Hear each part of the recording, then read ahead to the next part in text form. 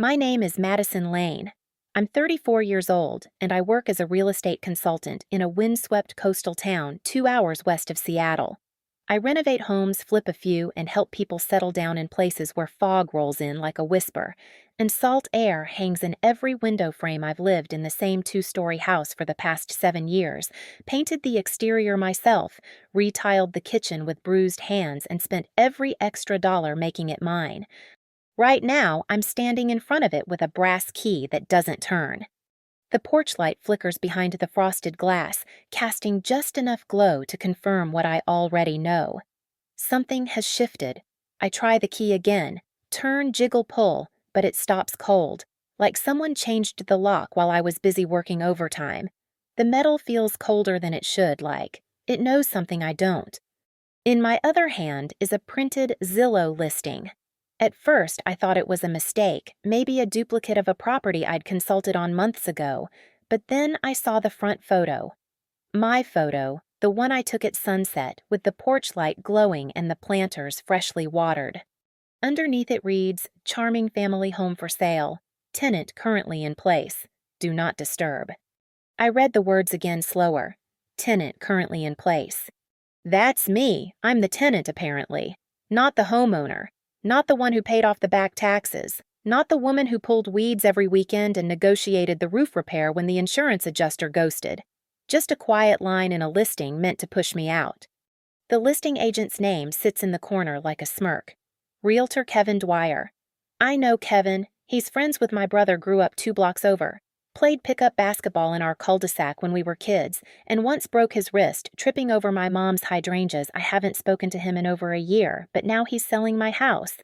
No one called to ask. No one gave notice, and the door I've walked through 1,000 times won't open with my key. I don't knock. I just stand there, rain misting against my coat, the ocean wind curling under my scarf. It's quiet, except for the occasional hiss of tires on the wet road behind me. My car's parked across the street, hazard lights blinking like they're waiting for me to get back in and leave. This house is modest. White siding, dark green shutters, and cedar trim. I stained by hand. The second-story window is cracked slightly the way I always leave it when it rains. I know every creak in the floorboards, every soft spot in the basement insulation. I paid for a new water heater, fixed the fence, and planted lavender around the porch so the bees would come back. I built a life here. But somewhere in the middle of that life, while I was fixing everyone else's problems, my family decided it wasn't mine anymore. I unfold the paper again, tracing the listing with my eyes. The photos look like they were taken just last week. The living room still has the blanket I drape over the arm of the couch, the reading lamp tilted the way I left it. In one shot, my boots sit by the stairs. No one even moved them before the shoot. I can tell the photos were taken in the morning. The light is different, softer. It looks peaceful, lived in, intentional. It looks like my home, but now it's a product. Something staged and priced to disappear from under me. It doesn't make sense at first. I paid every bill, handled the property taxes, even transferred a title years ago after my grandmother passed. She left it to me in her will, and no one argued then. Or maybe they did, just not out loud. Last Thanksgiving, my mom joked, "Well, it's really the family's house." I thought it was a weird comment, but I laughed it off. When my brother asked if he could crash here for a few months after his third startup failed, I said yes without thinking. He stayed for 10 months, then left without saying goodbye. This is something else. I pull my phone from my coat pocket, thumb hovering over my mother's number. Then my brother's, then Kevin's. I don't call any of them, I just keep staring at the house. The porch is still clean. I swept it 3 days ago. There's a basil plant on the windowsill that I forgot to water this week. It'll probably survive, but it deserves better. In my car is a file folder labeled HO17 Property Docs. It has copies of the deed, the payment history, and the will. I wasn't supposed to need them, but I brought them anyway. Something about today felt off before I even turned down the street. I walk back to the car. The brass key is still in my hand. I don't put it away. I want to feel the weight of it. Back on the sidewalk, I glance up once more. The light in the upstairs hallway flicks on then off someone's home. Or maybe they think they are. The folder sits on the passenger seat waiting. I take one last look at the listing tenant in place. Do not disturb. I slide the paper into the folder, shut the door, and for now, I don't go back inside. I don't need to, not yet. There are other ways to claim what's already yours. I grew up in a town that didn't show up on most maps unless you zoomed in so close the highways disappeared. Windham, Oregon population just under $6,000, a place where winters started early and ended late, where the wood floors in our house creaked louder than the voices in it, and where everyone knew the Lane family mostly because of how much we kept to ourselves. Our house sat on the corner of a dead-end street with a sloping roof that never quite kept the rain out, and a fireplace that worked only when I got it going. It was a 2-bedroom rental turned ownership sort of after my grandmother left it to my parents in a tangle of half-complete paperwork and unpaid property taxes. My dad promised to fix it up but never did. My mom made grocery lists and said things like, "We're managing even when we weren't." I was the oldest Madison Elaine Lane. I learned to fix things early. Sink won't drain. I'll do it. Window won't lock. I'll figure it out. When the power got shut off that one October, I was 15, and the one who called the utility company negotiated a payment plan and walked 5 blocks in the rain to drop off the money order. They never said thank you. My mom just sighed in relief, then turned to my brother and asked if he wanted pancakes. Zach was 2 years younger with a mop of curly blonde hair and a laugh that adults loved. He didn't fix things. He broke them, got caught, and still walked away untouched. I once failed a pre-calc quiz and spent the weekend grounded. Zach got suspended for skipping school to hang out at a gas station and was rewarded with a tough week and a new pair of sneakers the following Monday. At the time, I didn't understand what it meant to be useful but unloved. I just thought I hadn't earned it yet. When the space heater gave out during my junior year, I spent 6 nights sleeping in layers of coats and blankets until I could figure out how to repair the fuse. My dad said the landlord was slow to respond. Later, I found out he hadn't even called. "You've always been independent," my mom would say, not knowing, or maybe knowing that it was just a gentle way of saying, "You're not the one we worry about." Zach was the one they worried about. He's sensitive. He's just figuring it out. He's got a big heart. I watched him fail upward his entire life. I never expected equal attention, but I thought I'd earned respect. By 21, I had a part-time job at a title office and took night classes at the community college, scraping together enough to pay off the back balance on the house. My parents didn't ask how they just handed me the envelope from the county, like I was the one who had missed the deadline. That spring, my dad's name stayed on the deed, but my name went on the payments. Zach got a used Honda for graduating high school, even though he barely made it. I got a card with a kitten on the front that said, "You're going places." The inside was blank. I kept it anyway. I used to think if I just kept showing up, if I did the paperwork, fixed the house, covered what they couldn't, that someday I'd be seen as more than just Maddie, the practical one. But the older I got, the more I realized that being needed isn't the same as being loved. It's quieter, hungrier. It doesn't get cake. At 25, I co-signed on a mortgage so my parents could refinance the house at a lower rate. They didn't qualify without me. I didn't hesitate. They didn't thank me. Just said, "You're a lifesaver," and went back to talking about Zach's new landscaping business, which he'd started with a loan from my dad and abandoned 4 months later. I got used to being background noise, even when I got promoted to full-time consultant and started making more than either of them. The most, my mom said, was, "You've always been good with numbers." I wasn't bitter then. Not really, just quiet. There was a kind of pride in being the reliable one, but I didn't understand how dangerous that role was until the labels started to stick. Not daughter, not partner, just provider. "You don't mind covering groceries this week, do you? Zach's a little behind on rent again. Can we use your card just until Friday?" Each request came with a smile, a tone like, "We're all in this together," but deep down I knew I was always the safety net, never the passenger. I found the birthday card again 2 years ago while reorganizing a drawer in the hallway. It was from my 30th. No handwriting, no message, just my name written on the envelope. I'd kept it, I guess, hoping one day I'd find it again and it would mean something. It didn't. It just felt empty in my hands. By the time I turned 32, Zach had moved back home after his second business folded. He lived rent-free, and when I'd come by to drop off groceries or help with their Wi-Fi again, he'd always greet me like I was a guest. "Hey, Maddie, want a beer?" When the fridge broke, I bought a new one. When the roof leaked, I called a contractor. My name wasn't on the deed, not technically, but every receipt, every call, every dollar spent came from me. I was never thanked, never acknowledged, and certainly never asked what I wanted in return. At 33, I finally moved out. Bought a house 2 towns over, paid the down payment in cash.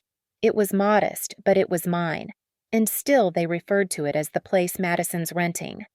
Even now, a year later, when I find myself driving past the old house, I wonder what part of it they think belongs to them.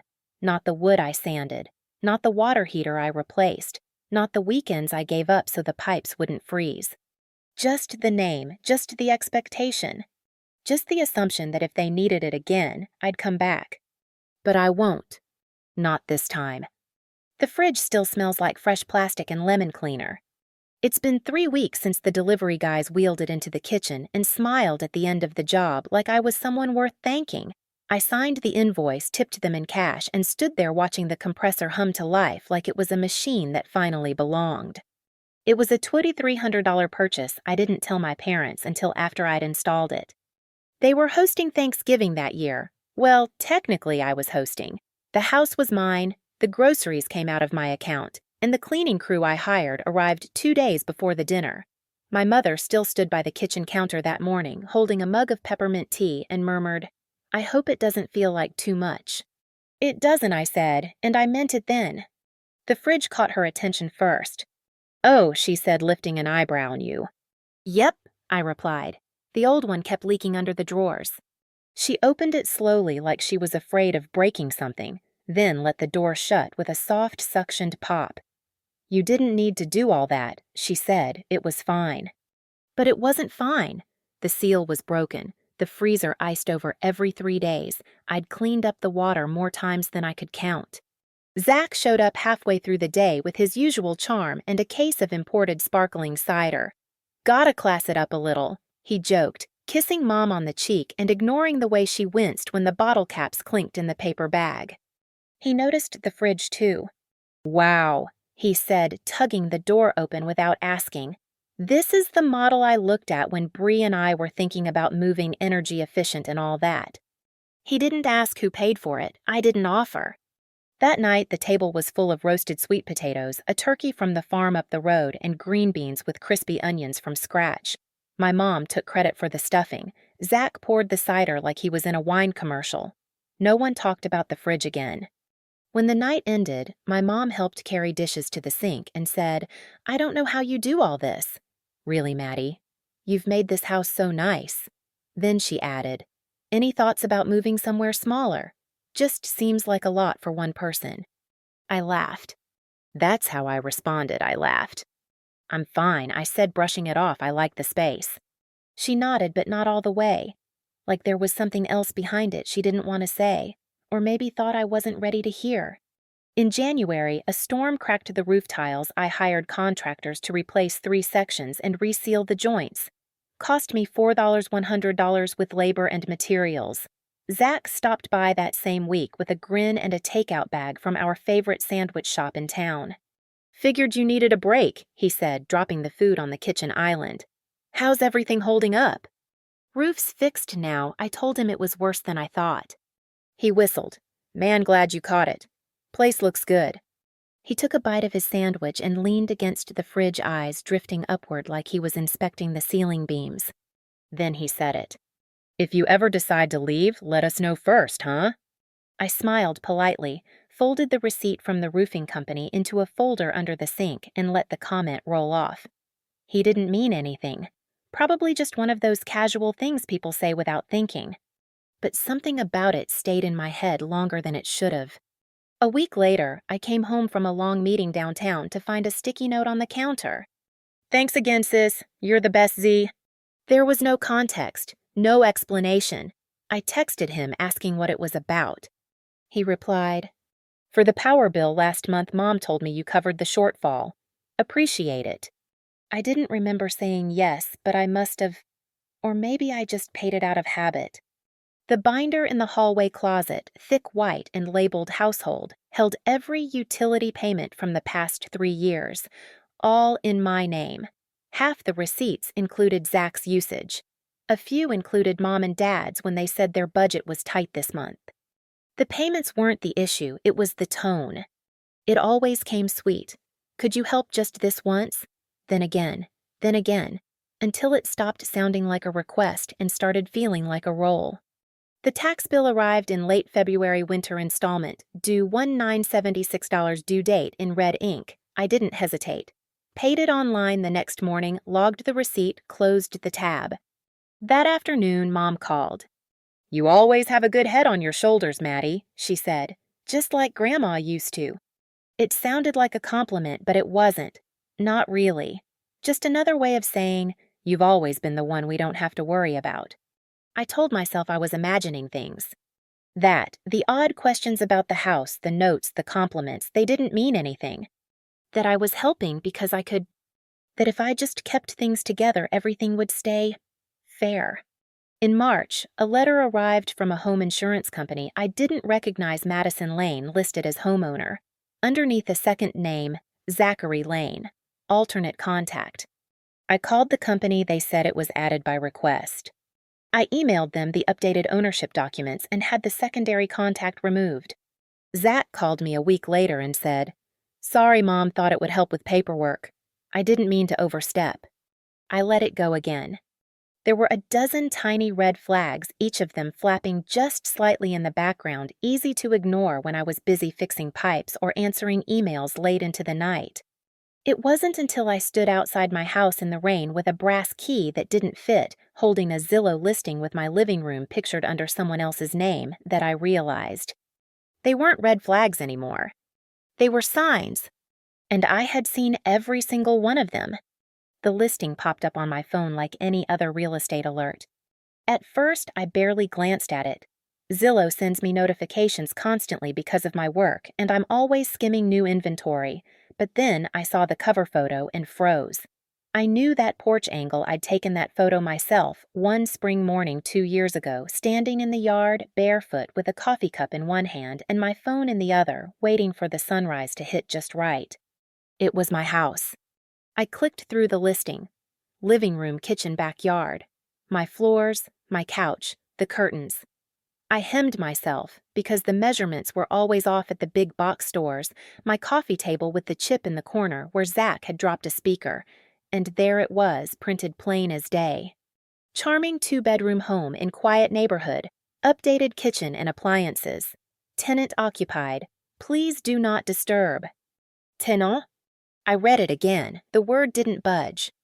The kitchen was listed as updated by family. The backyard ideal for gatherings. The same backyard I'd poured pea gravel into one wheelbarrow at a time alone over the course of 3 weeks. I set the phone down on the counter next to the wine glass from the night before, still half full. I hadn't even rinsed it yet. The light coming in through the window stretched across the counter and cast a thin glint across the glass. I stared at it like it might offer an explanation. The listing didn't mention my name, no mention of the current owner. Just a subtle but deliberate line. Family managed home, and the agent's name, Kevin Dwyer, my brother's old friend. Kevin hadn't spoken to me in years. I remembered him from high school, from bonfires in the woods and late-night drives with music too loud to hear anyone's voice. But his name was on the sign now, and apparently on the deal. I picked up my phone again, called my mother. She answered after 2 rings. "Hi, sweetheart."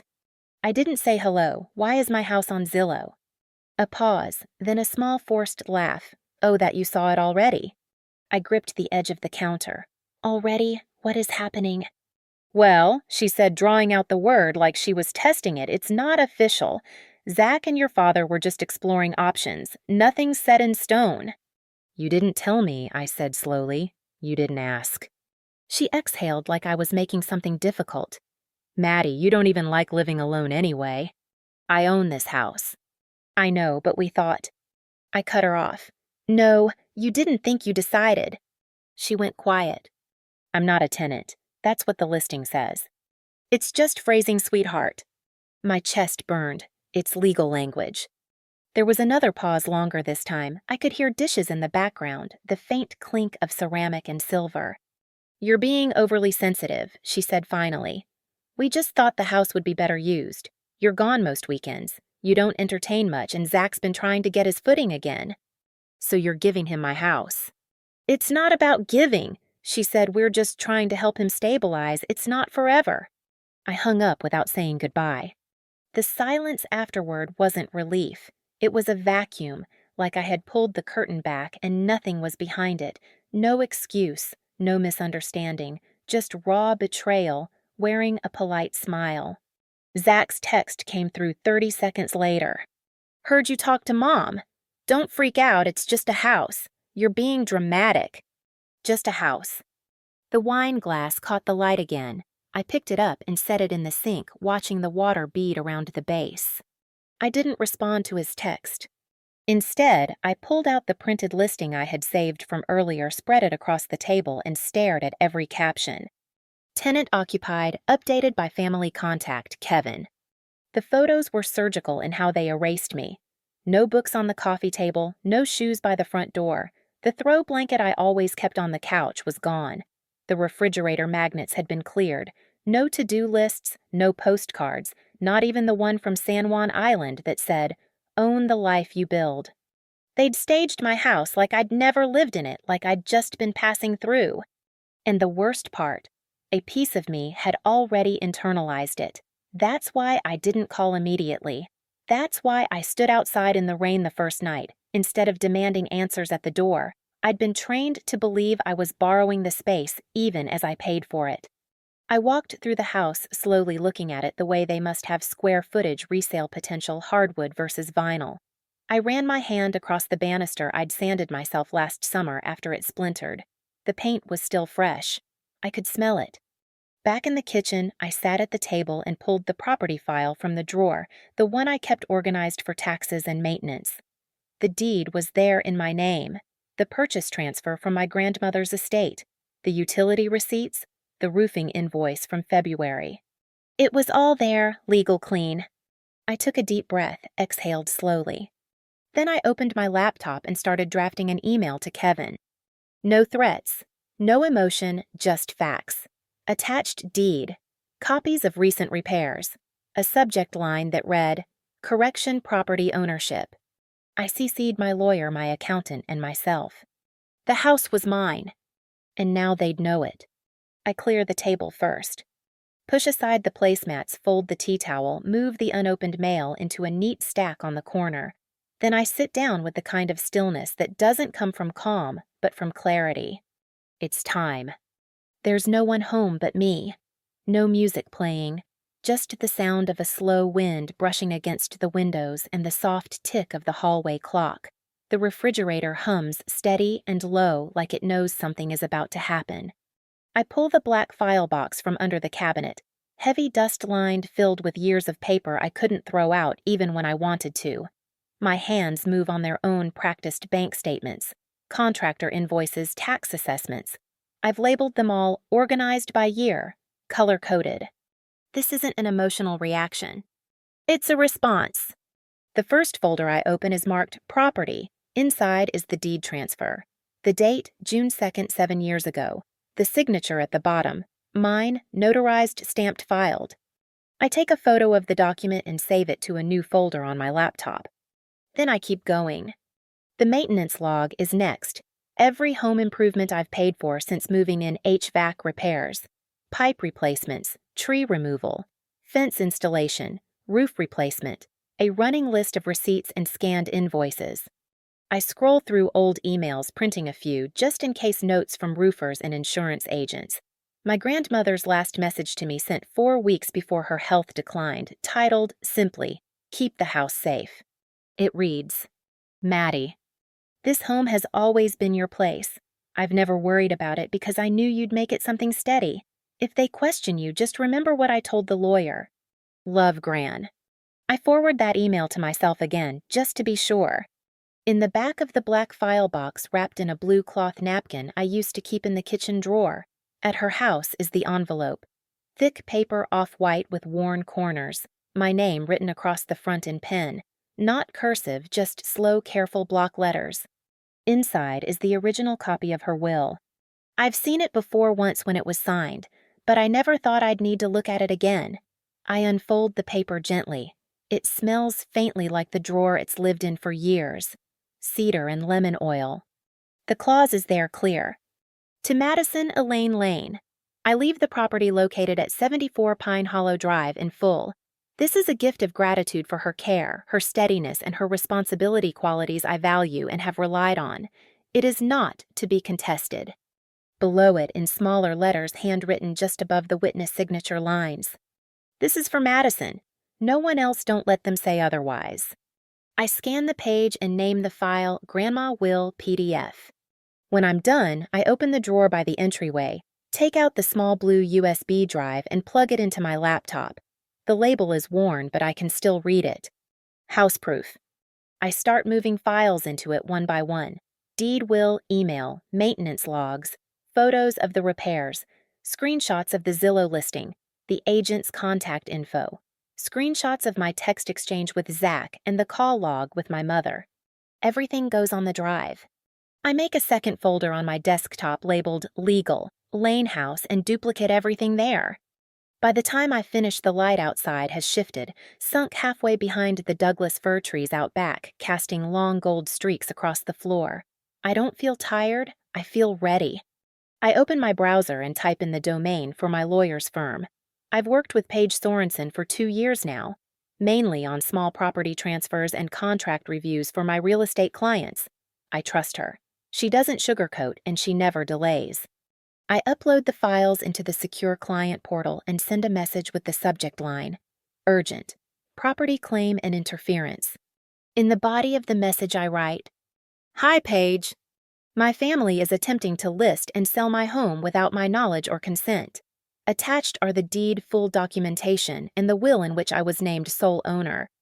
They've listed the house under a family-managed label calling me the tenant. I would like to begin immediate legal steps to block any transaction and file a formal notice to the listing agent. Please advise the next step. Best Madison Lane. I attach a photo of the handwritten note from my grandmother's will, the one that says, "Don't let them say otherwise." Something about it settles me. Before I hit send, I add one more attachment, a photo I took of the house the week after I finished repainting the siding. The sky is blue, the windows gleam. The rosemary bush is just beginning to flower. It's not about the siding or the landscaping. It's about what that photo represents. Effort. No one applauded, but that mattered anyway. I send the message. Then I pull out a yellow legal pad and begin to list what comes next. Block pending sale. File legal ownership statement. Send cease and desist to listing agent. Contact county office to reaffirm deed record. Change locks document. Install security cameras. Prepare for confrontation. The wind outside picks up. I slide the USB into a fireproof folder along with the original will seal the top and tuck it into the small safe in the hall closet. As I close the latch, I pause just for a moment and place my palm flat on the top. This house isn't just a building. It's the silence I held while others spoke over me. It's the effort I gave when no one asked how I was holding up. It's the proof that responsibility may not be loud, but it is durable, enduring. They thought I would panic. They thought I'd argue. But I don't need to. I have everything I need, and now. So will my lawyer. They come just before sunset in a car that pulls into the gravel drive too fast. The crunch of tires grabs my attention before the knock ever does. I've been expecting them since the email went out. I sit at the dining table waiting, everything already in place. A legal envelope centered beside my laptop, a second one sealed for hand delivery, and the tea I made earlier still warm but untouched. The knock is sharp, 2 quick raps, no doorbell. I don't jump. I rise slowly, open the door halfway, and meet my mother's eyes first. "Hi, sweetheart," she says, voice thinner than usual. Her coat is wrapped tight around her middle like armor. "Can we come in?" Zach stands behind her jaw, already tight. His eyes flick to the porch light, the newly installed lock, the camera just above the door frame. I step back without a word and let them pass. The living room looks the same as it always has. maybe cleaner. I took the morning to wipe down the counters and light a candle that now burns quietly on the console by the stairs. There's a photo of Gran in a wooden frame above it. She's smiling in her garden hair, wind-blown one-gloved hand resting on her hip. The frame was a birthday gift. She'd written my name in pencil on the back. My mom glances at it as she walks in but says nothing. They sit across from me at the dining table, Zach first. He doesn't wait to speak. "What the hell, Maddie?" I fold my hands on the wood. "Everything you need is in your inbox." "That's not how families deal with things." I tilt my head. "You mean secretly listing someone else's house for sale?" Zach shifts in his seat. My mom clears her throat. "We just wanted to talk, to explain." The explanation came a little late. "Maddie," she starts, her voice soft and coaxing, "you've always been practical. You never liked confrontation. That's why we didn't think you'd want to deal with the mess." I smile slightly, so you made a mess and counted on me not to say anything. Zach exhales hard. "You didn't even call us. You had Kevin served." "I gave Kevin a choice," I say calmly. "He made the wrong one." A pause. The light outside is dimming the window panes, reflecting a slow orange sky. I let the quiet stretch, let it breathe. My mom reaches into her bag and pulls out a folder. "We just thought maybe if we sat down with you face to face, we could come to an agreement. Something formal but fair." "Fair," I echo without humor. She slides the folder toward me. I don't open it. "I already filed a cease and desist," I say, "and I've recorded ownership with the county clerk. Any attempt to relist the house will result in a civil suit." My mom freezes. Zach looks at me like I've slapped him. "This is how you want to handle it?" he asks, with threats. "With documentation," I reply. I reach beside me and slide my own envelope across the table, careful, deliberate.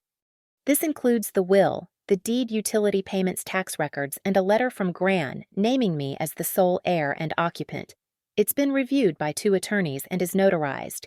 You're welcome to take it to your own counsel." "You really think you're better than us now?" Zach mutters bitter. "No," I say, and I mean it. I just stopped pretending I wasn't. He stands up, pushing the chair back with a scrape. "This is ridiculous. It's a house, Madison. You're acting like we stole your life." I hold his stare. "You tried." The silence that follows is the loudest part of the entire evening. My mother is still seated, her hands folded tightly in her lap.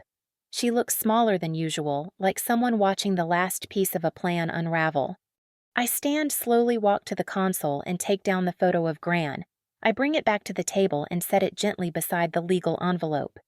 "She left this house to me," I say, "because she saw what I did for it, for her, for all of you. This place was never yours to take." Zach scoffs. "You act like she was some kind of saint." "She saw me," I say simply. My mom finally speaks again. "You think this makes you stronger, holding it over our heads." "No," I say, rising again. "It makes me free." Outside, a second car pulls up the new locksmith. He's early, but that's fine. I move to the door. "Time's up," I say. My mother doesn't move. "You're really locking us out." I meet her eyes. "You already did that a long time ago." Zach opens the front door, muttering something under his breath as he passes the locksmith. I don't respond. My mother follows more slowly. At the door, she turns once more to look at the living room at the hallway that leads to the bedroom she helped paint when I first moved in. "I hope it was worth it," she says, not unkindly, just sadly. I look back at Gran's photo still on the table at the soft flicker of the candlelight across her face. "It is now," I say. She walks out and I close the door behind her. The new lock clicks into place with a heavy final sound. It's not loud, not dramatic, but it's unmistakable. The new lock beeps softly as I enter the final code. A brief whir, a satisfying click, and the deadbolt slides shut. It's the 3rd day since they came. The house is still quiet, still mine. I step back, watching the numbers on the keypad fade to black. Just a piece of hardware, really, but it changes everything. This lock doesn't use keys. There's no spare under the flower pot. No way to pass it along with a smile and a story. It remembers only the codes I give it, which means, for the first time in my life, I control who gets in. Inside, the kitchen smells like thyme and roasted garlic. I reheat a bowl of the soup I made yesterday. Carrot and lentil thickened just enough that it feels like a meal. I eat standing at the counter, spoon by spoon, watching the wind tug at the trees outside the window. It's late afternoon, the kind of cold that bites gently at the glass. I've turned off my notifications, phone face down beside me, screen dark. But earlier, before I shut it all off, the texts came in just like I expected. Zach, you think this is over? You're unbelievable. Then 2 hours later, I didn't mean it like that. Let's talk. Then you're not better than us just because you have a lawyer. And finally, I guess we see who you really are now. I read them once, deleted none replied to none. Then I blocked his number. My phone now reads, blocked, Zach. A silence that used to terrify me now feels like a door locking from the inside. The camera footage is clean. I check it before bed now, not from fear, just habit. A square screen showing a calm, still porch, gravel path. A ceramic planter I finally replanted with rosemary. Yesterday, around 11 a.m., I watched Zach pull up in the driveway in Dad's old SUV. He got out pacing like he didn't know what he wanted to say. He tried the doorbell, knocked, called out once, maybe twice. I couldn't hear through the feed, but his hands moved in frustration. When no one answered, he stepped back and stared up at the camera. His expression said it all. Confusion, then irritation, then disbelief. The porch light clicked on as he stood there. He left after 13 minutes. I didn't go to the door. Later that night, my mother texted, Maddie, it's not right to cut your family out like this. You'll regret it when we're gone. I stared at the message for a while, then slid my finger to the left and tapped block caller. The notification stopped after that. There are no apologies coming. No clarity from their side of things. They see my silence as betrayal, my boundaries as punishment. They think being written out is something I'm doing to them, not something they did to themselves years ago. But here's what they don't understand. There's peace in endings. For years, I lived in a house where my presence was assumed, but my contributions were invisible.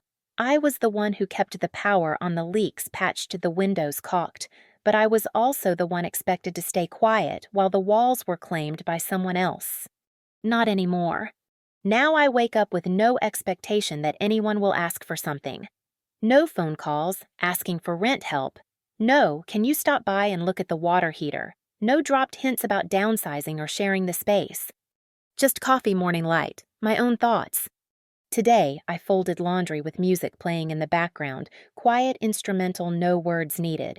I scrubbed the bathtub, rearranged the books on the hallway shelf, ate leftover soup for lunch, and watered the rosemary out front. These aren't big things. They're not meant to be. They're the texture of a life that finally belongs to me. I spent some time that evening reviewing the last few legal documents Paige sent over. The cease and desist was acknowledged by the listing agent within 24 hours. Kevin removed the listing. The property has been marked. No transfer possible. Owner verified. The county office updated the digital deed with a time-stamped note. I am beyond doubt the sole owner of this house. I closed the files and set them in the drawer marked Final. It's been strange in a quiet way to reclaim space without anyone cheering for me. There's no applause when you choose yourself, just breath, just stillness. I don't need to explain anymore. That's the difference. I used to replay every conversation in my head, wonder what I could have said differently, how I could make them understand. But now I understand something else. I wasn't misunderstood. I was simply convenient. And now that I'm not convenient, I'm unacceptable. That's fine. My home is locked. My inbox is clean. The phone sits face down, silent. I finish my tea, wash the mug, wipe down the counter.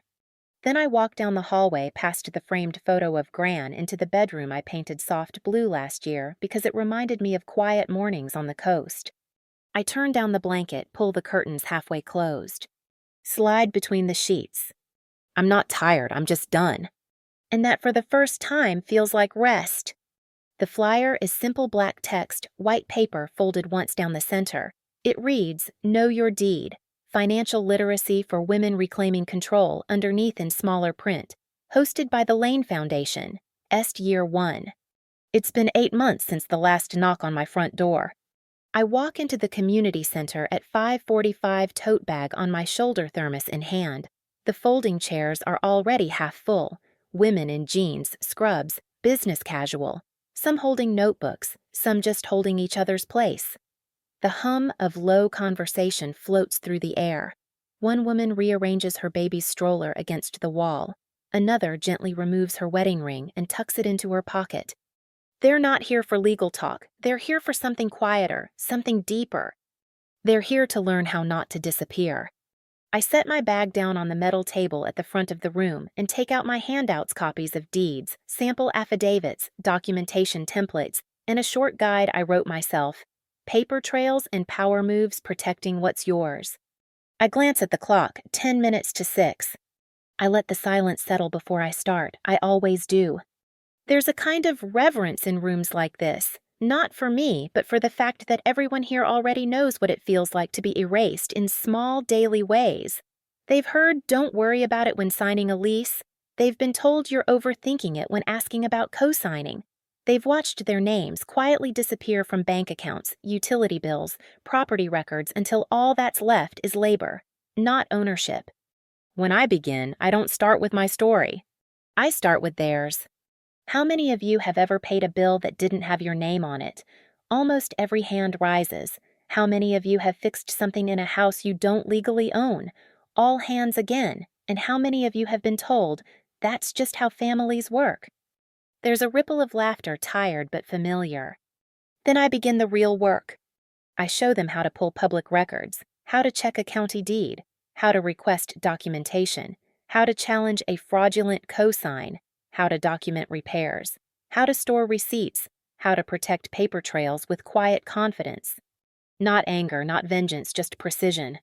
During the break, one of the younger women, early 20s, still wearing her name tag from work, approaches me holding the handout in both hands. "You saved me," she says quietly. Her voice is steady, not dramatic. "My boyfriend put everything in his name, but I paid for the deposit. I didn't know what to do until this class." I nod, not out of modesty, out of understanding. "You did the work," I tell her. "But you showed me how." After class, I stack the chairs slowly. I'm always the last one out. The woman with the stroller mouths, "Thank you," as she heads for the door. Baby asleep against her chest. I turn off the lights, lock the door, and step out into the night. The air smells like pine and fresh rain. The sidewalks shimmer under the streetlights. I walk the 6 blocks home without hurrying. The neighborhood is quiet this time of night. Most porch lights are off, windows dark. But my house glows softly, warm, yellow light pouring from the kitchen. The living room lamp still on the rosemary bush, casting a crooked shadow against the steps. I stop at the gate. The plaque is small, carved into a piece of reclaimed wood I found at a flea market. It's mounted just beside the mailbox. "The Lane Foundation, Est Year 1. I run my fingers across the grooves. It started with 1 workshop, then 2, then 10. The foundation grew faster than I expected, but that's what happens when you create a space people have needed for years and just didn't know where to look. It's not about me anymore. Not about the betrayal or the silence that followed it. It's about turning that silence into structure, into shelter, into something someone else can stand on. Inside the house smells like ginger and old books. I left the window cracked in the office, and the breeze carries in the scent of the sea. I make a cup of tea, leave my shoes at the door, and walk barefoot down the hallway. The framed photo of Gran still hangs above the console. I passed it earlier like always, but tonight, I pause. She's in the garden, gloves on, wind in her hair, the same wry smile she wore when people underestimated her. I know that look. Now I wear it myself. There's no resentment in me, not anymore, just knowing. Knowing that I could have disappeared and didn't. That I could have let them rewrite the story and didn't. That I now sit in rooms where other women look up and realize for the first time that their name matters. That it should be on the deed, on the account, on the front door. I finish my tea, wash the mug, turn off the lights. The keypad on the front lock glows as I pass it, then fades. Upstairs, I lay out tomorrow's workshop slides. At the top of the first page in bold, "Own what you build." That's it, that's the work. And now that's the legacy. Madison's story reminds us that sometimes the people closest to us are the first to overlook what we build. She was never the loud one, never the one praised or protected, but in silence, she created strength. Through quiet work, she secured a life on her own terms. When others tried to erase her, she responded not with noise, but with proof clarity and calm resolve. In choosing herself, she did more than claim a house, she reclaimed her voice, her boundaries, and her future. For anyone who's ever been unseen, Madison's journey is a reminder that your worth does not depend on recognition. It lives in every choice you make to stand firm. If her story moved you, we'd love to hear your thoughts. Like, comment, or subscribe for more stories of real-world resilience, justice, and quiet triumph. Your voice matters here.